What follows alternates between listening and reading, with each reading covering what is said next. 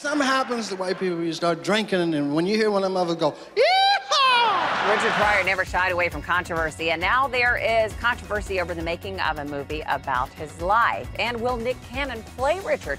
And why does Richard's own son not have a say in the production? And this is a big production, make no mistake. The Weinstein Company involved, the director of The Butler, Lee Daniels. So we talked to Richard's son, Richard Jr., to get his take on the issues, and does he want Nick to play his famous father? I don't want to never see no more police in my life. Initially, how I felt about Nick Cannon was I was like, Nick Cannon? Pryor was stunned at the idea of the America's Got Talent host playing his iconic father. Names like Marlon Wayans and Terrence Howard had been mentioned, but Nick changed his look and convinced him. You know, he's doing with the hair, the mustache, and even smoking cigarettes. The only thing I told him was don't use the crack pipe.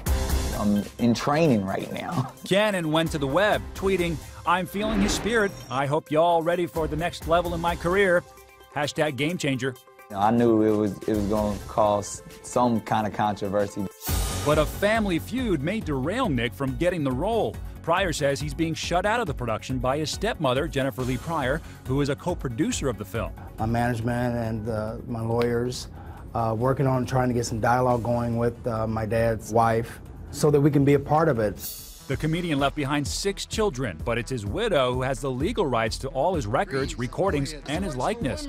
She has not gotten along with her stepson for years. We can't use his name or likeness without permission, and we have nothing of his that we can hold and say this was our dad's.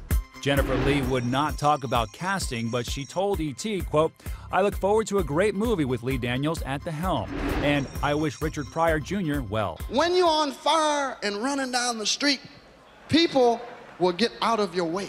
His story is epic. He barely survived critical burns when a crack cocaine pipe blew up in his face. But he sold out concerts and made more than 40 films, including one about his life, JoJo Dancer.